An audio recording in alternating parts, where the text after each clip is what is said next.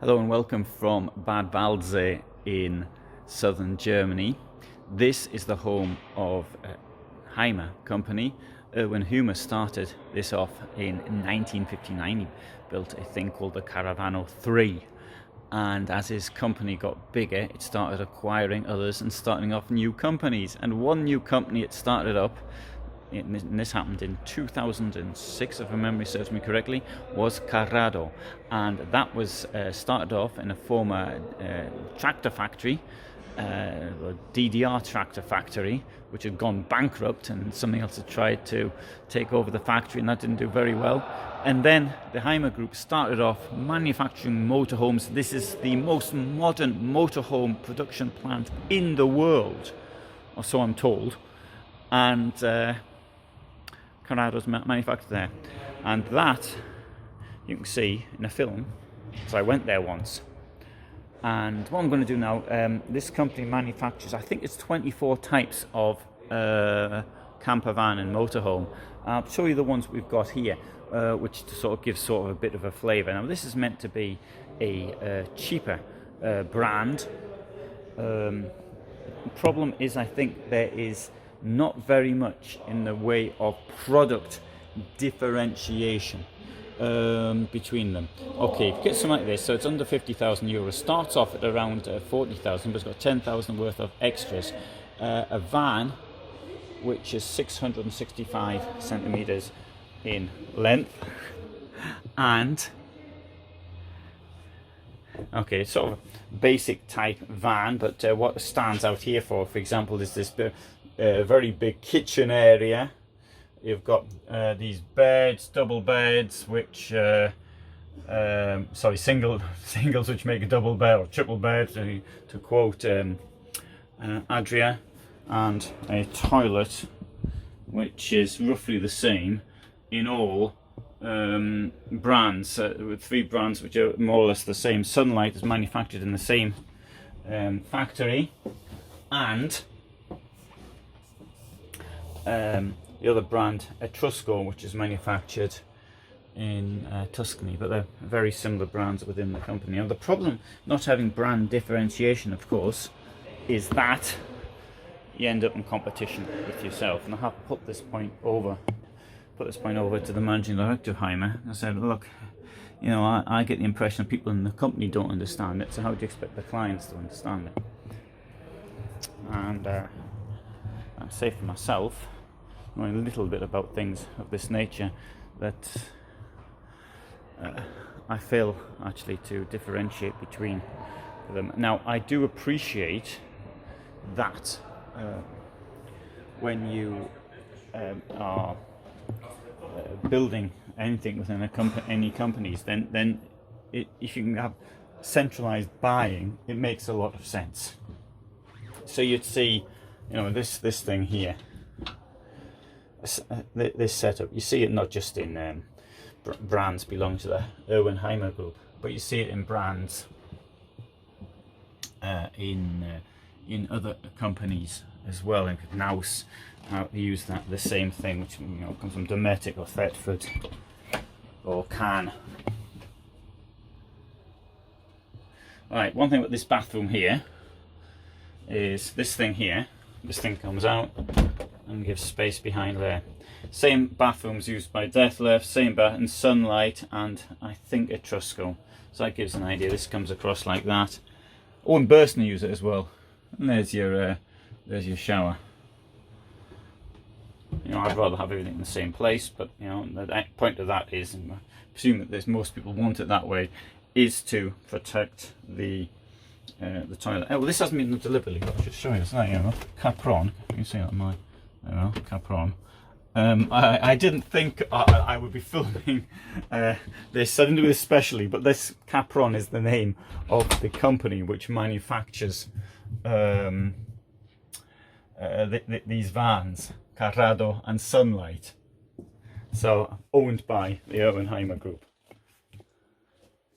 Alright, one thing I would have to say about this, I didn't say it, I was driving over something else. I don't like seeing space above windows wasted, and Deathlefts do exactly the same thing now. And Deathlefts also have these exactly the same. One thing I mentioned You see these hinges here. Now, because they're trying to do is cheaper than other brands, they put on cheaper hinges. And I translated for somebody, and he was trying to get hinges for his Carado, which for the company, and the difference in price was only about €2 or €3 different per hinge. When you think how many hinges are needed per van, and you're thinking how many thousands that runs into, and how many tens of thousands of euros at the end of the day that's saved. Okay, next one here. So we now got an integrated one, integrated 338. The price of 67.5 or 67,332. That's 7 meters long, 293 in height, 223 in width.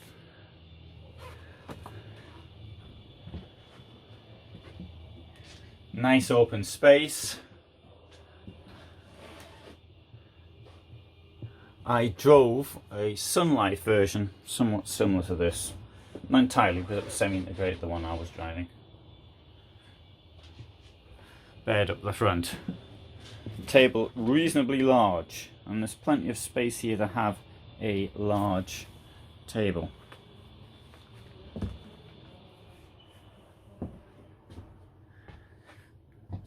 Might look a bit daunting driving something like this, but bear in mind, normally you've got the engine sticking out down there, so it's not really taking up much more room.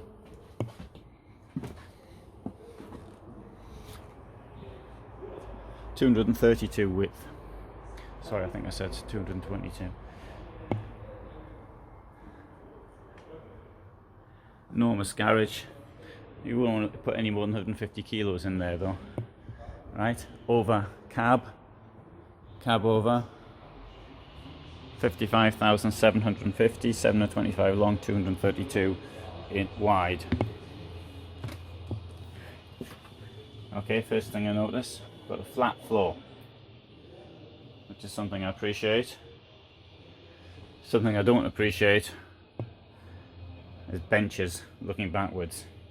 Such a waste of space. Got 2 seats up there. They can be turned round, let them be used. So imagine that, you get rid of that, you have a table down to here for example, or you could have a bigger wardrobe, bigger bathroom, or whatever. One thing I do appreciate, however, is it can move the bed up like that. So as you walk in and out from up here, you've got all this space above you.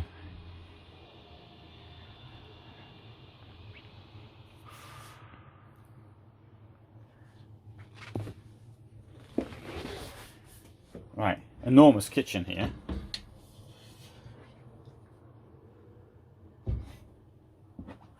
And at the back, double bed, widthwise, space wasted. And there, you know, I can put up with a one wall like that, because sometimes if you want to sit up in bed, well, fair enough. You can get into the garage via there if you want, if you have to take the ladder out of the way.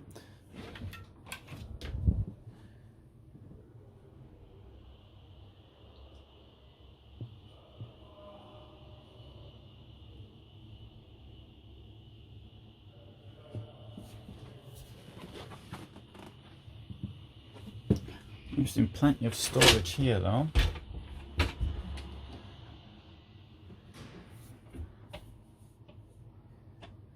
One thing I've noticed, although it's less and less the case, is that people seem to think the more people that you've got in the van, then you need beds for them, but you don't seem to need storage for extra food. Or storage for extra clothing.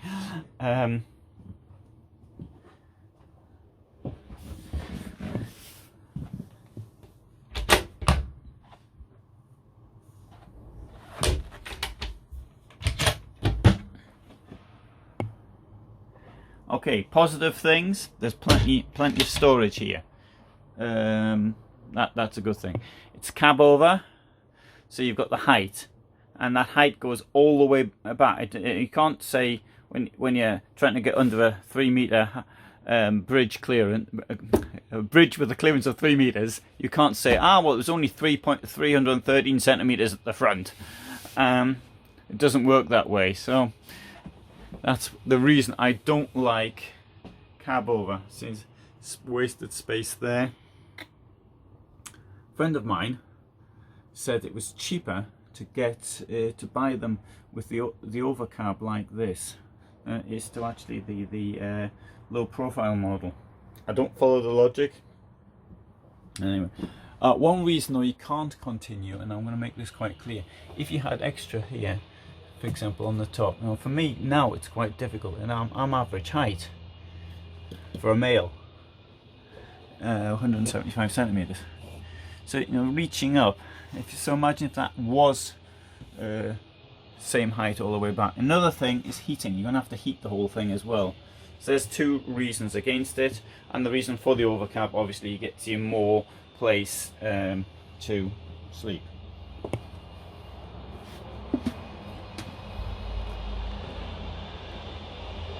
So there you've got the full version. 4 camper vans, 2 vans, 3 overcabs, 4 integrated, and all the others are semi-integrated.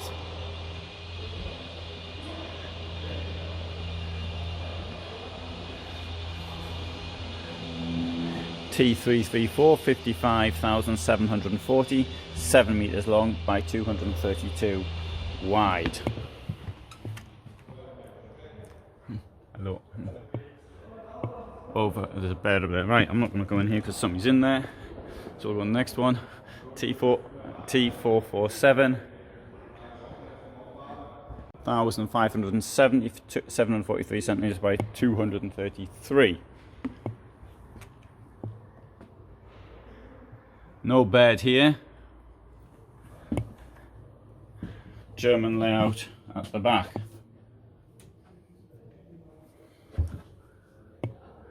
Oh, with an attempt here to sort of separate the front from the back, and then you've got curtains here to do it with as well. I prefer curtains to wood boards. Well, that's not really wood, but let's call it wood.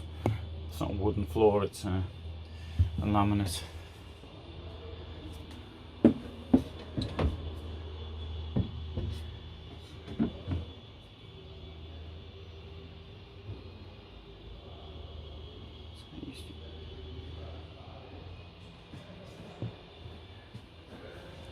Plenty of light coming in.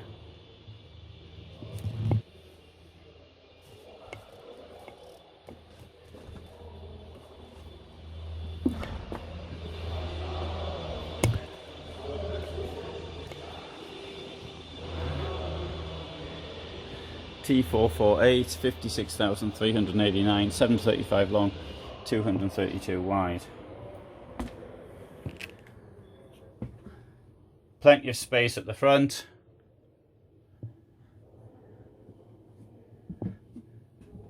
Shows you what the bed looks like when it comes out. You're going to need the ladder to get up here, but here's a bad point, which is possibly hidden under here. It isn't, so I'm going to have to tell you. That'll take 80 kilos. So if you're more than 80 kilos, you shouldn't be going there. You've got to sort of get up and get over here. Bear that in mind. Storage under the bed. Accessible even though the bed is out. In some more luxurious models, you've got steps that come out. Not in Carado, but in other brands, steps come out, for example, and that then you don't have access. But you do have easier. You don't have access to the wardrobes, but you do have easy access to the bed.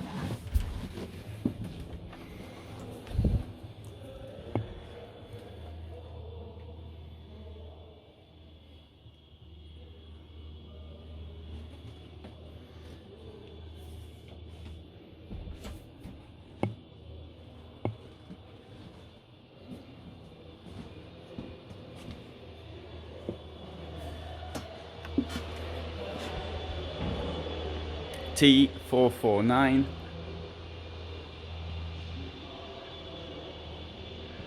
51,297.43 by 233, 291 centimeters in height.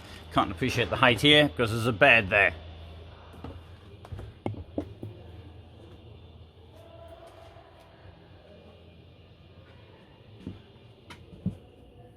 Queen bed. Well, you don't need the ladder, but the ladder's for the bed up front. Access down here. Boiler there. You might need access to the boiler, and you almost certainly will need access to that thing down there, which is the water dump. Shower. Oh, this thing's already been damaged down there. Duckboard.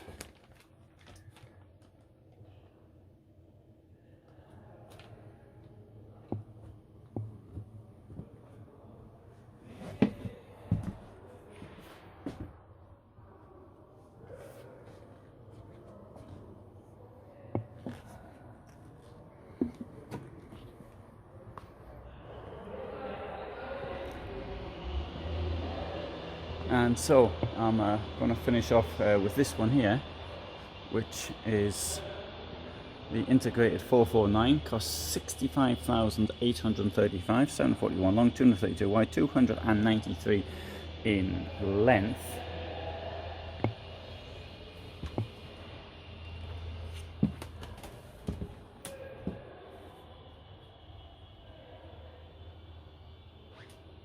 As it's integrated, the bed goes over the cabin. So at the back, it's the same as the last one we saw.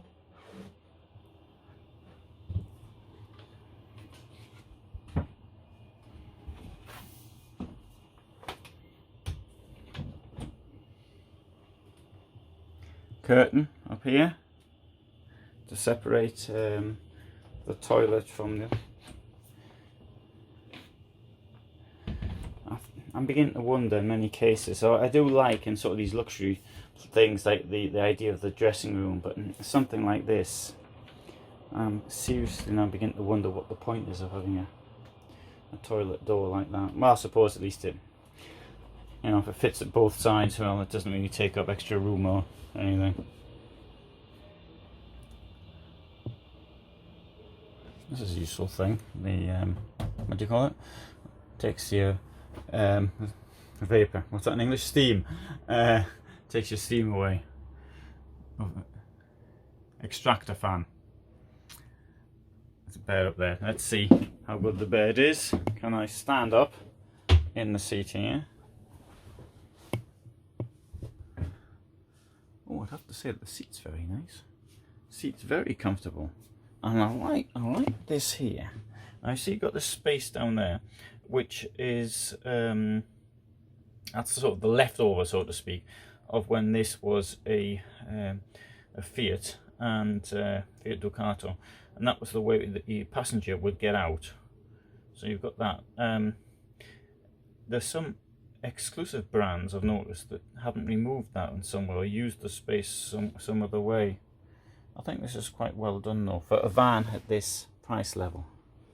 Another thing here, show you the blinds. This is card. You get there's a number of companies that do this. Dometic do it, Remis do it, and others. This thing here attaches at the other end down there. You've got a magnet, and that closes it at night. Blackout blinds. Now I've got to stand up. Oh, I didn't hit myself. You can't see. There I am. I'll push myself up against that. Stand on my toes. Good. That's a good height, but I missed that there. The step. I forgot all about it. I was so happy that I could stand up under the bed. I forgot about the step.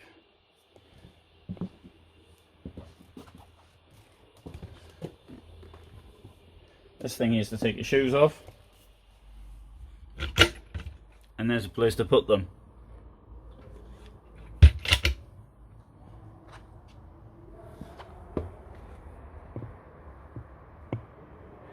So That's the Carado range of vans. In short, you've got an idea of what they look like.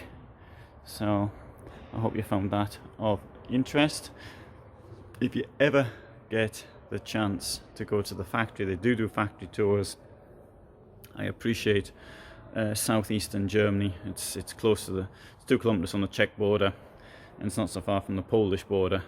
I do appreciate it's a bit off the beaten track, but it's a lovely place to visit, lovely area, wonderful area, Saxon Switzerland. It's one of my favourite areas.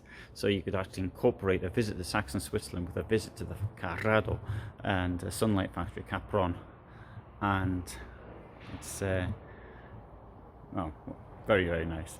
Okay, thanks very much for watching. I hope you found that of interest, and if you haven't already done so, please subscribe.